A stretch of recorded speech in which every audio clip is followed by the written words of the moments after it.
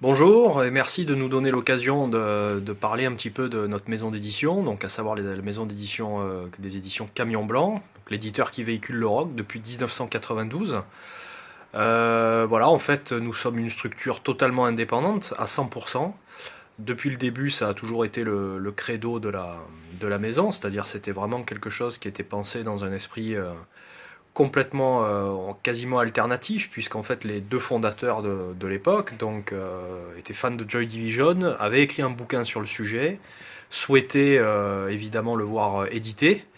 Le marché étant bien évidemment inexistant à ce propos, ben, le projet était un peu resté dans les cartons jusqu'à ce qu'ils se disent ben, tant qu'à faire, autant essayer nous de tenter l'aventure.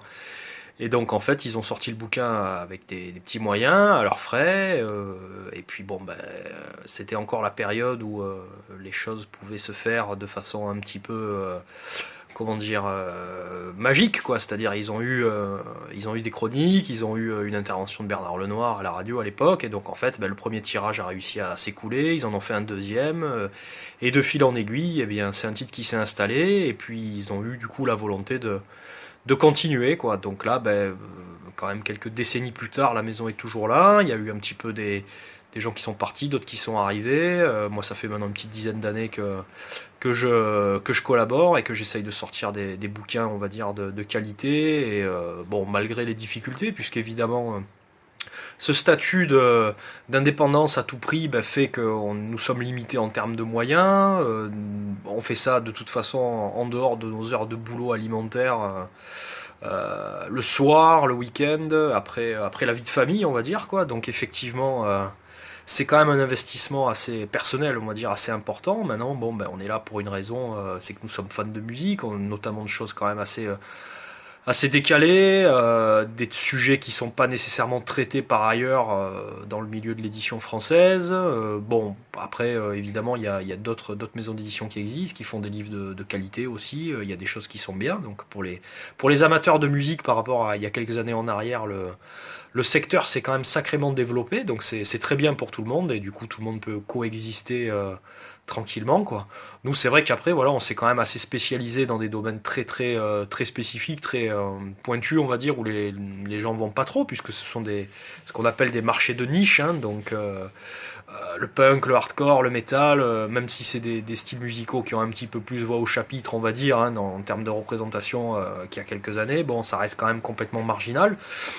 En tout cas, ce qui est certain, c'est qu'en termes on va dire de rentabilité, pour parler purement chiffres, pour une maison d'édition traditionnelle, c'est des trucs qui sont complètement inenvisageables à éditer, puisque de toute façon, c'est quelques centaines d'exemplaires vendus, tout au plus quelques milliers quand les titres trouvent leur public. Donc de fait, évidemment, ce choix d'indépendance, ce choix de sujet, on va dire un peu en marge, fait que bah, du coup, on se trouve un peu en marge. Donc on a effectivement un soutien médiatique, on va dire, relativement peu important, hein. Bon, ben voilà, donc après, il y a des médias spécialisés, beaucoup sur la toile maintenant, parce que c'est vrai que c'est un domaine qui est en train de quand même beaucoup évoluer. Donc avant, il y avait un peu les sacro-saints journalistes, voilà, c'est pour beaucoup, avec de grandes qualités d'écriture, de documentation, etc.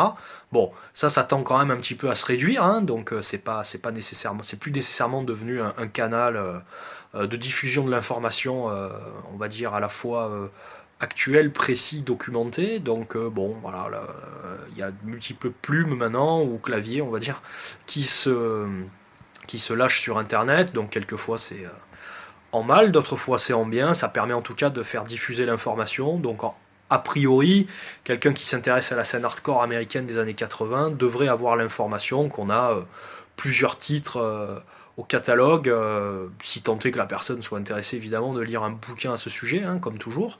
Mais voilà, en général, l'information finit toujours par arriver au lecteur, ou pas. Mais bon, ça, après, ça fait partie un petit peu des aléas, parce que qui dit moyens limités, dit évidemment diffusion de l'information relativement limitée, distribution limitée. On va pas être en tête de gondole à la FNAC ou dans les grosses anciennes culturelles. Quelquefois, bien souvent même, idem chez les libraires indépendants, parce que bon, c'est certain que ce sont des bouquins qui vont pas nécessairement avoir un principe de rentabilité en termes de vente aussi important que des gros blockbusters ou des titres qui sortent chez des grosses maisons d'édition qui ont des moyens pour pousser les références et pour faire des grosses mises en place et compagnie. Bon, ben là aussi, la vente en ligne a quand même un peu supplanté euh, cette problématique-là. Donc, les bouquins sont difficilement trouvables physiquement, s'entend, à part quelques points de vente spécifiques. On peut penser par exemple à la mythique librairie parallèle à Paris qui a quasiment tout le catalogue disponible à l'année. Bon, voilà, il y a des points comme ça. Et sinon, ben, la vente en ligne, hein, donc les bouquins sont dispo, sont commandables.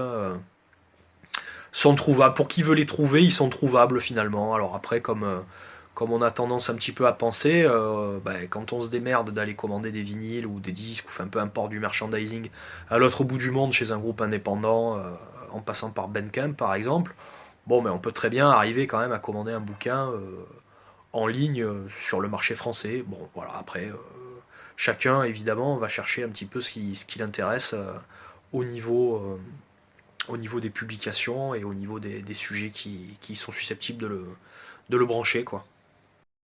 Donc oui, l'avenir, on va continuer à sortir des bouquins. Là, de toute façon, quand je vois parmi les derniers projets qui ont pu sortir, quand je vois les titres qui sont arrivés récemment, ceux sur lesquels j'ai eu le plaisir de travailler, je peux être que fier du boulot. On peut penser notamment à l'excellent bouquin de Marc Dufaux sur Adam Hunt. Alors Adam Hunt, voilà, un sujet un peu improbable, ovniesque surtout en France. Donc voilà, on a sorti un bouquin un gros pavé, bien écrit, assez passionnant. Donc voilà, certains trouveront que c'est pas très intéressant. Nous, on a trouvé ça passionnant. On s'est dit que c'était effectivement quelque chose qu'il fallait sortir. On a eu l'autobiographie de Nergal dans le domaine du métal, hein, du métal extrême même. Voilà, donc un excellent livre. Voilà, vous apprécierez la couverture, hein, le côté un peu graphique de l'objet. Ça vient de sortir enfin c'est sorti le mois dernier. C'est très bon, c'est du projet officiel. Là encore, qui aurait pu sortir ça en France, hein, voilà, tout simplement. Et puis au domaine des petites choses aussi qui sont sympathiques, il y a eu la réédition du bouquin de l'excellent bouquin d'Alain Fédry sur les Flaming Grovies. Donc voilà, livre sorti chez une toute petite maison d'édition, quasiment du droit d'auteur, enfin du compte d'auteur, pardon, il y a quelques années. Et puis voilà, grand plaisir de le rééditer, de le maintenir disponible pour les gens effectivement qui sont intéressés, qui sont passionnés. Ça, c'est vraiment des bouquins d'excellente qualité sur lesquels on peut être que fier d'avoir bossé et de proposer au public.